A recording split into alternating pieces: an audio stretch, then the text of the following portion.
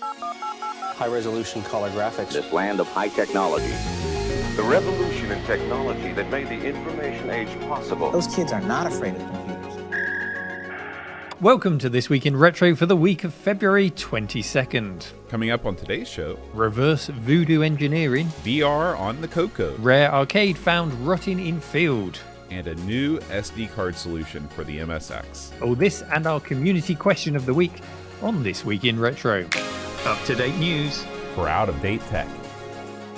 Now, John, the single greatest leap in gaming in the 90s was, for me at least, the Voodoo accelerator cards from 3DFX. We've talked about it plenty of times on the show before. I absolutely love them. Founded in 1994, the company quickly dominated the market for 3D graphics acceleration in gaming with what we now call GPUs. The GPU is part of every computer these days. You really will be hard-pressed to find a machine without 3D hardware acceleration lurking somewhere within to help push those polygons. But this hasn't always been the case. For gamers on all platforms, we had custom chips to help with our 2D gaming, hardware sprites and blitter, and all manner of assistance in our machines. But when someone wanted to produce a game in 3 dimensions, the workload would all fall upon the CPU to do the hard work, and it would do what we now refer to as software rendering.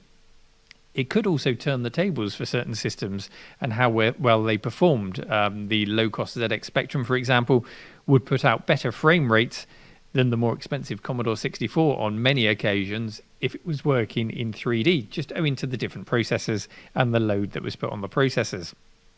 In the 90s, the thirst for 3D games reached a point where something had to be done, really. And after many false starts, companies such as Matrox and S3, they were all fighting it out to become the new standard in 3D graphics cards. One company rose to the top, and they didn't beat the competition with clever marketing or by buying them all out with a suitcase full of money. No, what they did was they simply blew everyone out of the water with pure performance. Many of us will never forget the first time that we used a Voodoo-equipped PC, patched a game we'd been playing in software-rendered mode, and saw it at a higher resolution, a higher frame rate, and with all the trimmings like anti-aliasing, smoothing out all of those jaggies. It really was a quantum leap in gaming performance overnight. I won't forget the first time I fired up a Voodoo game, John. I really won't. And these cards, naturally, they amassed a dedicated and a loyal fan base, myself included, but my love affair with them only really survived 2 generations of cards. I jumped ship after the Voodoo 2. Were you on the Voodoo train, John? Neil, I'm afraid I'm going to be a bit of a disappointment here. I had no interest in 3D gaming on the PC whatsoever. To me, in the mid to late 90s, people that gamed on PCs were people that were really into first-person shooters or really into ultra-realistic racing games, and that definitely was not me. Remember, my favorite genres at the time were JRPGs and also couch co-op games like Mario Kart, genres that the first generation of 3D gaming didn't really touch at all. Up until I bought my first proper gaming PC all the way up in 2014, in my view, the computer was always for strategy games, like SimCity, StarCraft, what I call lean forward gaming experiences. When I played action titles like platformers and racing games, I just always enjoyed playing them more on a big screen with a proper controller leaning back on the couch. That's just my personal preference. In fact, I never even noticed the GPU requirements of computer games until I got into World of Warcraft around 2008 or so and realized that the GPU in my iBook with a whole 32 megs of video RAM was just not cutting it anymore. I'm sure the fact that I was also a big Mac guy during this time had something to do with it. Mac's just not known for their gaming prowess. Yeah, I mean, that doesn't mean you didn't benefit from the progress and the competition mainly that was caused by the 3DFX cards. Sure. Because that fed into the consoles, it fed into the Mac. You just weren't trying to buy the latest and greatest graphics card as soon as it hit the shelves, like I was, I guess. Yeah. So my next question was going to be to you, how about 3DFX enhanced games and which ones stood out for you? But I guess you don't have much knowledge on that topic. Yeah, I did look at a list of games, to see what was around at the time, and I did play some of these games. You're right. All of the benefits of the 3D graphics cards did find their way into consoles to some extent. I did play, some of the games like San Francisco Rush. I saw in there Virtua Fighter 2. These were 3DFX enhanced games on the PC, but I played them on the consoles, on the PlayStation, on the N64, stuff like that. So I'm sorry, Neil, you may have to hire a new co-host for this question. No, it's all part and parcel of the same thing. And in the other direction, those consoles, especially the PlayStation, they were creating the competition that was driving the PC card manufacturers to try and keep up. Because who wanted a £2,000 PC when they could buy a £150 PlayStation and outperform it in gaming? So it worked both ways. It did. Now, how about you? What were some of your favorites? Well, for me, I was just moving on to that, John, and it was definitely Carmageddon for me. A game that played incredibly well in software mode. It had a really lovely weighty feel to the vehicles. I loved, the faster processors that we were getting at the time. They could give us this extra layer of physics and this lovely feel to the game. But then when I patched it with a 3DFX patch, it was just perfection. I completed that game many, many times over. Higher resolution, smoother graphics, a larger draw distance. What an experience that was. And I'm sure many listeners can relate who did the same. But I did jump the Voodoo ship because of this newfangled thing that came along called DirectX. That was gaining traction with hardware manufacturers who are now chasing down the Voodoo's lead. So I moved on, but Voodoo cards did keep coming, and they did add support for DirectX as well as retaining their own graphics API, which was called Glide, and very impressive that was too. But DirectX and these other manufacturers were catching up. Mm-hmm. And things then, with the Voodoo cards, they started to get a bit silly, John. I don't know if you saw these things. The price of the Voodoo cards was pretty premium. The performance was starting to be surpassed by cards from ATI and NVIDIA. And as we got into some of the later cards, I remember they just looked huge in comparison, these Voodoo cards. They were monstrously large cards with fans all over them. They really were a sight to behold. And then the Voodoo range did come crashing to a halt with the final card, which was the Voodoo 5, 5500, which was late to the market. That was pretty much the nail in the coffin for it. Its competitive edge had been lost. And then an unreleased Voodoo 5 6000, the legendary unreleased 6000, was canned. And this was speculated that it was going to have a $600 price tag. So, oh my gosh, huge amount of money. NVIDIA went on to buy out 3DFX, and that was the end of them. Until now, John, the phoenix of 3DFX has risen, because Control-Alt-Reese shared a story on the subreddit this week of a man known only as Anthony. Now, Anthony has reverse engineered the fabled 6000 card. Yes, some early examples of that card did make it out into the wild before it was killed off. And this card has got 128 meg of RAM, which is huge on a graphics card from, we're talking about around the year 2000. So masses of RAM. It has 4 VSA 100 chips, VSA meaning Voodoo Scalable Architecture. And this is what made the Voodoo card so pricey in the end. Where competitors had one single graphics chip on their card, Voodoo made this scalable architecture so they could throw multiple processors onto a card and scale up the performance. But of course, that came with a much greater cost. Now, Anthony's card worked identically to the original. He's reverse engineered the 6000. It uses the same drivers that came out, same compatibility. It has the same glitches or bugs that you would have found on the original. It's an incredible achievement to have done this, because this is a complex bit of silicon. The only thing that we seem to be missing, though, is footage of the thing running, because I can't find this thing demonstrated anywhere. It's widely reported on. There's photos of the card, and it looks gorgeous. But I really want to see a demonstration. I want to see what the ultimate Voodoo card looks like in motion. And hopefully we'll see some footage soon. But until then, you can find a link in the show notes today. And at least go and have a look at that gorgeous card. And hopefully we'll see it in action soon. So well done, Anthony. Neil, the world of virtual reality is upon us. Over the past 25 years, this is the line we've been fed over and over again. From early experiments with the Amiga and PC technology in the late 80s and early 90s, and with the second wave of VR headsets like the Vive and the Oculus making waves going on 5 years ago. It's hard to believe that those are 5 years old now. Virtual reality always seems like it's just on the cusp of breaking through to the mainstream. Now, Neil, have you tried any of these newer VR headsets? I have. I've got the Vive myself. Lawnmower Man has a lot to answer for, doesn't it? Yeah. Going back to the We're not 90s. there yet. But yeah, I haven't got the newer HD version of the Vive. So this is a few years old now, the one that I've got. But it still blows me away. It's still a real event to use it. You know, it's not a casual form of gaming for me. It's got to be planned.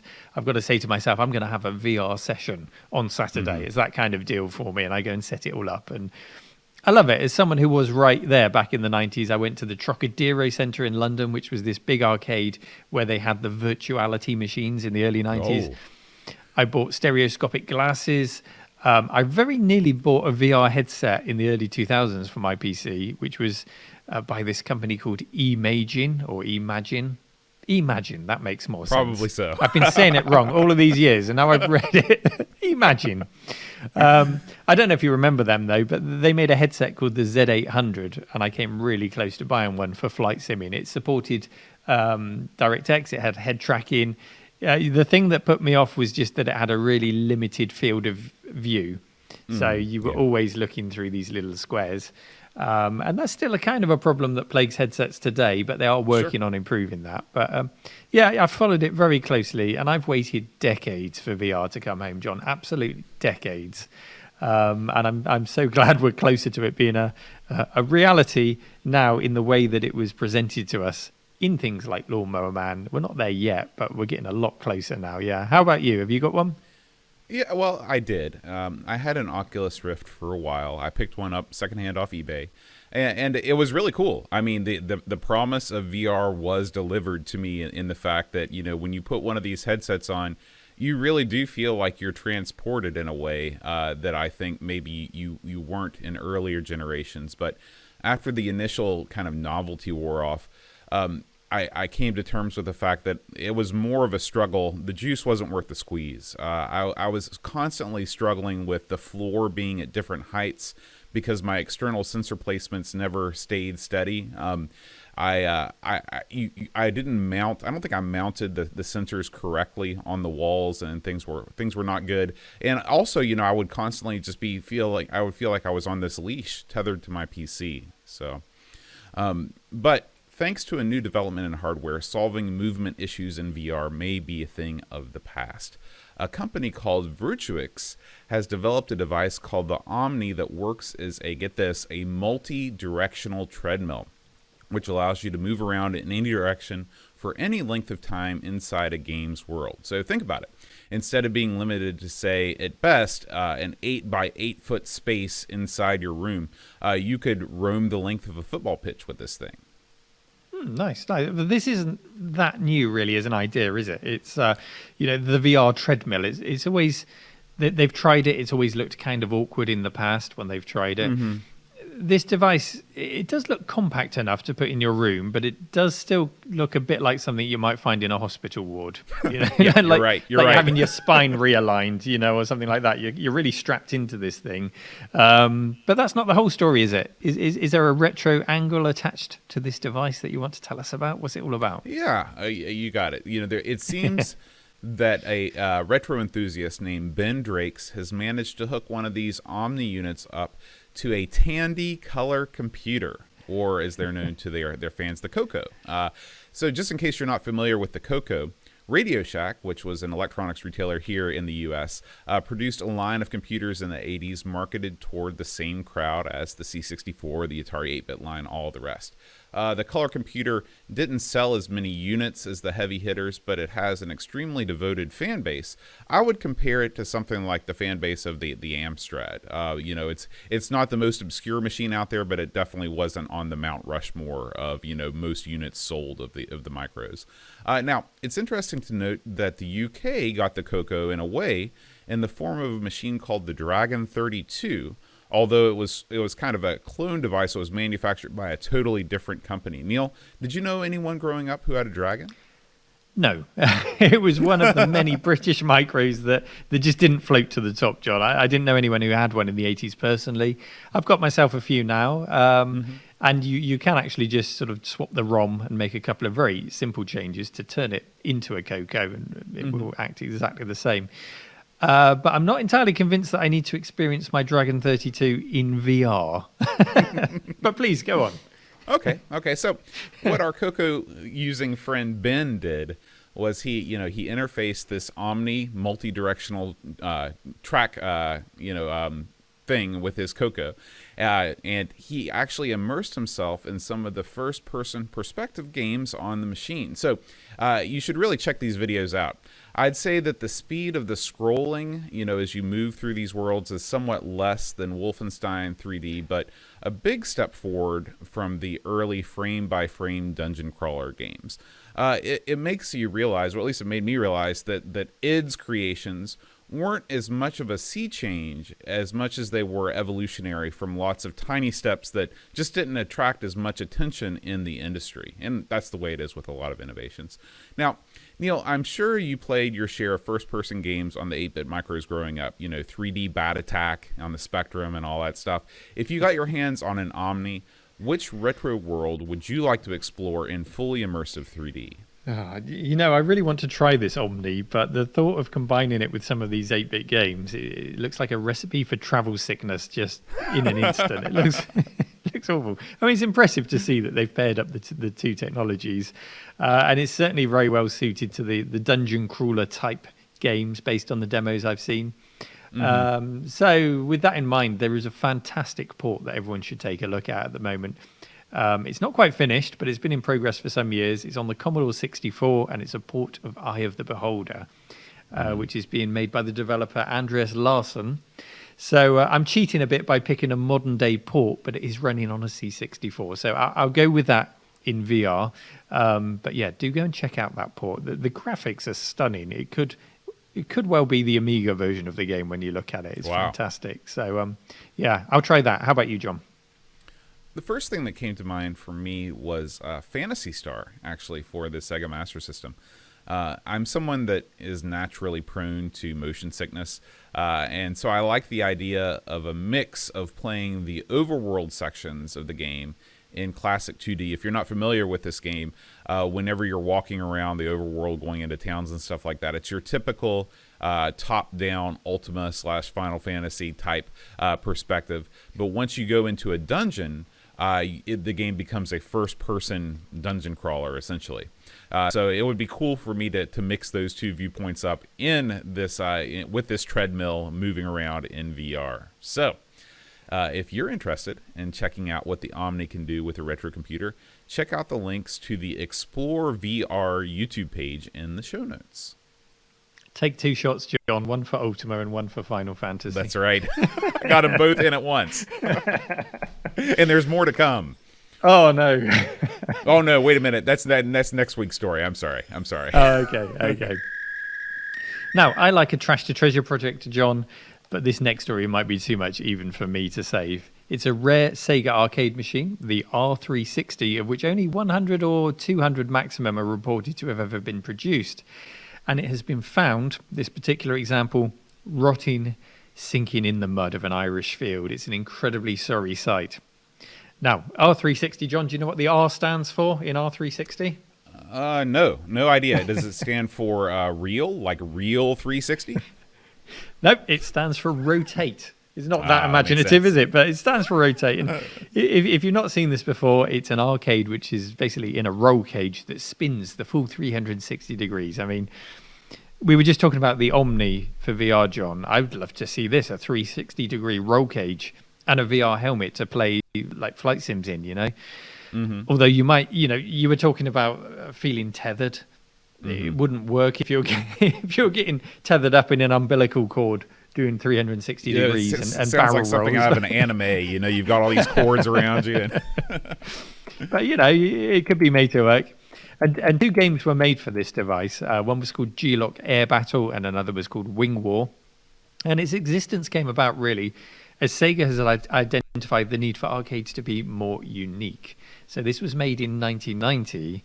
So they'd already identified that people were getting those more powerful games consoles, the Super Nintendo, the Mega Drive, or Genesis. They were getting them into their home, and they needed to deliver to people a unique reason to go to the arcades. So this was one of their ideas, and the team behind it were the legendary Sega AM2 team. and they sold it for in excess of £70,000 per unit here in the UK. Wow. So, we're into the very high-end luxury car territory for that kind of money back in 1990. So, you asked me, John, what old games you'd like you'd like to play in VR.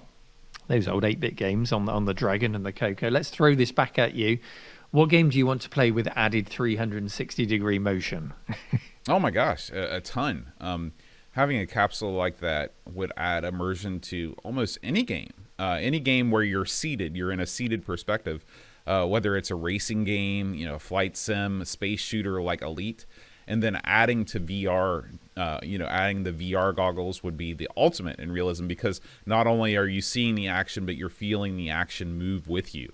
Unfortunately for me, it would be the ultimate in projectile vomiting because I'm a little bit squeamish, and I tend to get car sick just driving on normal country roads. So I think I'd probably stick to the motion with a screen in front of me as it was originally in the R360 cab, rather than using a VR headset, but I'm surely in the minority. Yeah, I mean, it does look a bit like something off the back of a Star Wars fighter or something. So some kind of Star Wars game where you're the rear gunner Right.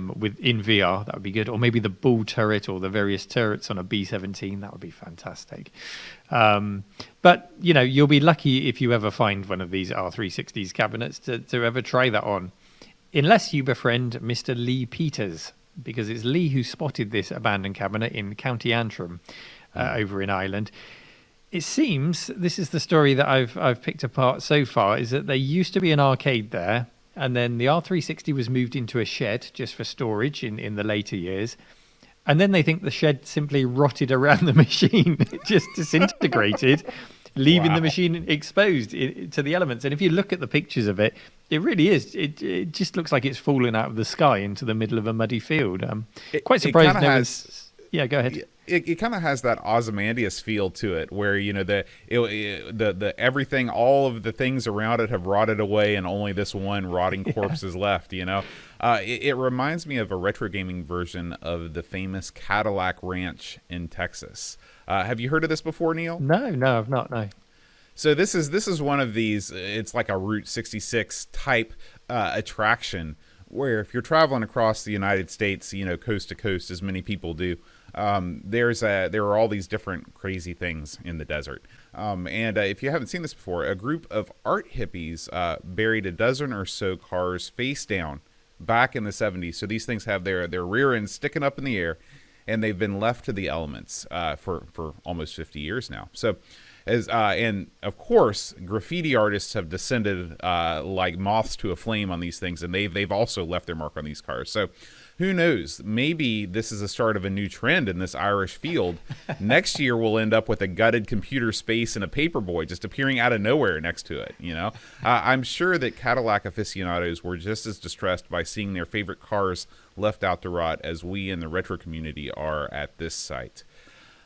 Now, Neil, as the restoration lord of YouTube, do you think in the right hands you could bring this rusty Hulk back to life?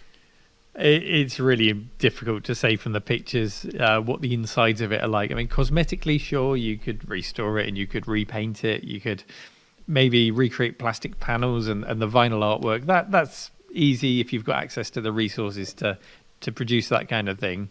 On the inside, it's the PCBs. Are they even present? Have they rotted away? Are they in a repairable state? Can you get the parts needed to repair them if needed?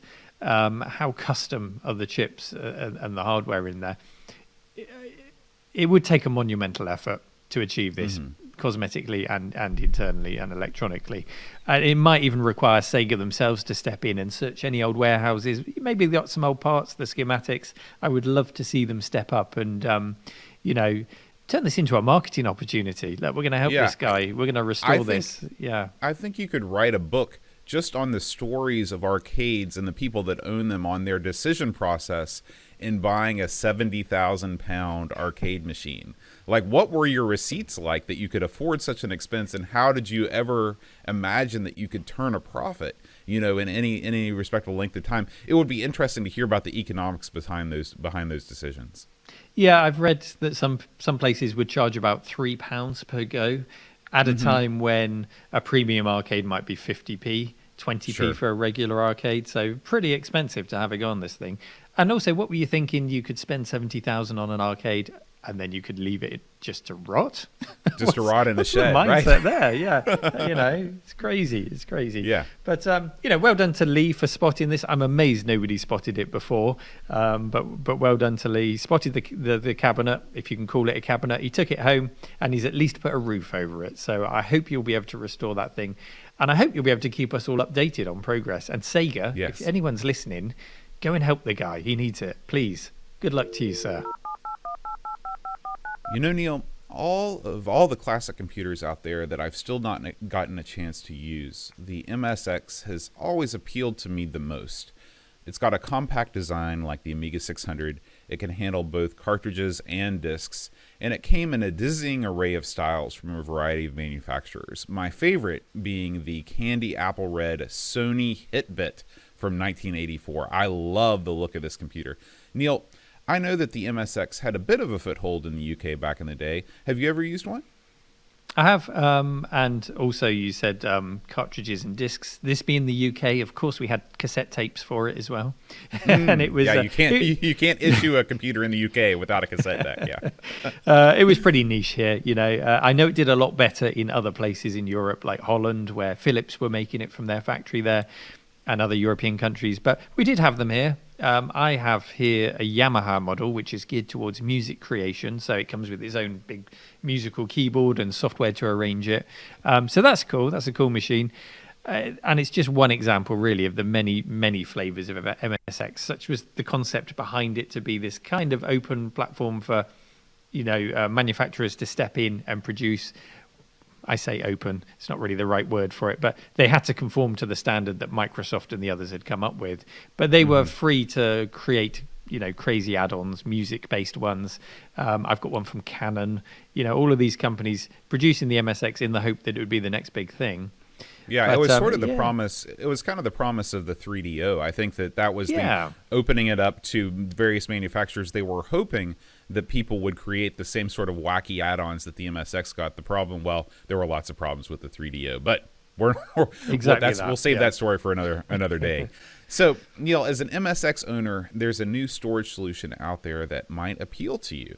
Subreddit user The Cake Was No Lie turned us onto a device called the ESE S-Disk, which is a flash cart that's compatible with all of the MSX models from the original up through the MSX Turbo R, which I guess was like the top of the mountain as far as MSX models go.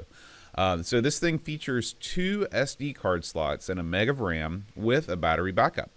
So in addition to giving you access to the huge MSX library at the touch of a key, you can also use that extra power to play some of the really impressive demos that are coming out of the scene. One I saw this week was called Bad Apple, and it really blew me away. I mean, it looked like it could have been made on an Amiga. Yeah, Bad Apple is a real classic. I've seen it on lots of systems. It always looks impressive, whatever machine you see it on. I particularly enjoyed the BBC Micro, which is very cool. So, yeah, it looks great on an MSX too. Yeah. Now, with this flash cart, it made me wonder, are there any systems left that are in need of these kinds of flash storage solutions? I know personally, I have a DivMMC Future cart for my Spectrum. I've got a FujiNet for my Atari 8-bit, and I've got a Coco SD for my Coco, and EverDrive cart for my NES. Pretty much everything I have a flash storage solution. And I was wondering, is there anything, Neil, in your collection that is sorely in need of a flash storage device? Well, the MSX is a great example because there were some MSX games that came with enhancements. So Konami came out with a lot of their games, if not all of them, had an SCC chip in, which would improve the music and the sound above and beyond what the MSX baseline standard was. And some of the flash carts that are out there incorporate these extras so you can enjoy them. And it's nice to see the flash carts. We spoke about one on the Mega Drive a while back that they'd managed to run Doom through. And that they're adding all of these extras into flash carts that enhance the capabilities of the machines to things like the SCC chip and then beyond to make them do things they've never dreamed of doing. So it's really nice to see the evolution of these flash carts. But a system I'd love, I've got this little USB hard drive here. I carry it around in my toolkit. It's got a little display on it, and what you do is you put CD-ROM ISOs on there. You use the click wheel on the side to select the ISO, and it mounts it on the USB drive. And then when you plug it into the PC, it sees that as a CD-ROM drive with the CD in, and it's super useful for PCs that support USB. So you can plug it in, and in many cases you can boot from it and install Windows and things like that nice and easily. Now, I'd love to see something like this for what I'm working on at the moment, which is the Commodore CD-TV or even the CD32. So instead of wearing out the CD-ROM, which in the CD-TV is non-standard, it's a real pain to replace if it goes wrong, as I'm finding. What you could do is you could have a little display. You could even try and set it up to use the LCD on the front of the CD-TV and some storage, and that would let you select an ISO off of an SD card, and the CD-TV would load it up like a regular CD. I would love that. I would love that. Yeah, what you're describing reminds me of the GoTech device that I have with a little external OLED screen that sits in a little box, and you just use the rotating knob to select the ADF that you want to load. Exactly that, and there are similar devices for things like the Sega Saturn, the Dreamcast, the PlayStation. They've all got their devices. So I know the CD-TV owners market is very small, but come on, someone, please, if you can make that out there for all 12 of us CD-TV owners, that would be fantastic. Thank you. Yeah. And if you're an MSX fan who's looking to upgrade your system, or if you've already purchased one of these and you've taken it for a spin, let us know on our show's subreddit. John, let me tell you about retrorewind.ca. Now, this is a place that, well, much like you and I, it started off as a hobby and it really blossomed into something much bigger. And now it's a treasure trove. That's the best way to describe it, of useful items for your Commodore computers. The 16, the 64, the Amiga, they even cover the Commodore 128. And what they stock is all of those really useful things that make retro computers a joy to use in the modern day. So if you need a Luma fix to eliminate the jail bars on your C64, maybe you need a new PLA or a kernel switcher, maybe you need to relocate your CPU on your Amiga to squeeze in that upgrade that won't quite fit in the A500's case. It just sometimes gets in the way, doesn't it? Well, retrorewind.ca, they've got all of these useful items in stock, and well, even if you don't need any of them right now, I would advise that you just go and have a browse through the website to see what's available to you for future projects and just to enjoy seeing what you can do with all these retro systems now. It's a bit like flicking through an old Radio Shack catalogue, John. Treat yourself, have a peek. Oh, and I have, Neil. I have. Don't forget they also do capacitor kits, so you don't have to go searching all over electronics websites to find each and every cap you need to service your machine. Yeah, that's really valuable. I mean, just recapping the CD-TV this week, I managed to get caps that were 0.2 millimeters too large to actually fit in the case. So, if I'd just been able to get an off-the-shelf kit like that, I would have guaranteed they would have gone in and I wouldn't have had to deal with that pain. So, we want to thank retrorewind.ca for supporting our show, having the confidence to support our show, just as we've got the confidence to endorse them through our own experiences of using their products. So a big thank you to retrorewind.ca. Please do go and check them out. Last week's community question of the week was, what arcade do you remember from your youth? And we're talking about arcades as in a destination, not an arcade machine, following on from last week's story. So, John, do you want to start with our top 3 from our subreddit? Absolutely. First up comes from Asian Cyberman, and he says, I remember going to, now Neil, you're going to have to help me with the pronunciation here after my Gaza incident last week. Is this Pontins? This has to be a UK thing, right? Pontins, yes, yeah. Yeah. I remember going to Pontins with my parents and playing Pong, which was amazing. Later on, I used to love asteroids and remember being delighted when I had one of the top scores in the arcade, although I suspect the system had just been turned on. Later, we moved to New York, and I discovered Ms. Pac-Man in a Howard Johnson's restaurant. Did you ever go to Pontins, Neil? I've never played Pong at a Pontins, no, but I've not heard of Howard Johnson's. I don't know what that Hojo's was a very famous restaurant, and I believe also a motel chain. I think that Howard Johnson might have been a retired baseball player that opened up his own chain of places, or Howard Johnson might have been a different guy that has no relation to this. But yeah, Hojo's was one of these. It was very popular in the 70s and the 80s. I think they've since all gone out of business. Okay, it does sound like a good baseball player's name. It's like John Madden, Howard That's Johnson. Right. Yeah. John Madden, excellent baseball player name. So, Pajako6502 is our second most popular answer this week. He says, I grew up in Canvey Island, a seafront town, and had easy access to arcades. The imaginatively named Casino was probably my favourite. It had a fun fair in the back, plus mechanical penny arcades alongside the classics of the day. I don't know if you can show this or not, but this is how I remember it. And he's included a link to a photo. So perhaps, Duncan, you might be able to pop that up on the screen for people to see. And finally, Bigfoot651 writes, I never had an arcade where I grew up. However, our local pub had an arcade machine in the corner, which would be regularly swapped. My favorite as a kid was the Gauntlet Cab, Neil. Many a week's pocket money was spent on it with friends. And you could spend so much money on Gauntlet. That was designed, all arcades were designed to take your money, but that one in particular, it ate your money, didn't it, Gauntlet? Very successful at that. Marvelous cabinet. Yeah, and I do want to read one more, Neil, just because this one caught my eye. This comes to us from Tim_BFET66. He says, my grandmother retired to Colwyn Bay in North Wales in the mid-'70s from London. Visiting annually in the 80s, my abiding memory of walking into Premier Amusements is the incredible noise of the machines, and in particular Galaxian, the ditty before the wave of ships starts to build up and swoop down. That and having to decide where to use the few oversized 10-pence coins we had with us. Explain this to me, Neil. I don't know what an oversized 10-pence coin is. Well, I think he's just referring to the fact that, our coinage has got smaller and smaller over the years, and 10-pence pieces did used to be pretty huge. These days, it's quite a small thing. So I think he's just referring to that. Yeah, but yeah, great memories. The noise, the smell. Oh, yeah, arcades. They're not what they used to be, John. No, they're not. So we'd love to get your feedback, and thank you to everyone who submitted an answer to our community question of the week. As always, submit your own, upvote your favorites, and we will read those top 3 most upvoted comments on the air. This week's community question of the week harkens back to our MSX discussion. What do you think is the most aesthetically pleasing computer design of all time? So great question. Surely we'll get some great responses from this. Like I said, just pop on over to the This Week in Retro subreddit, and that community question of the week will be stickied right to the top of the page. So we hope to hear from you. This Week in Retro was presented by Neil from RMC and John Schaller.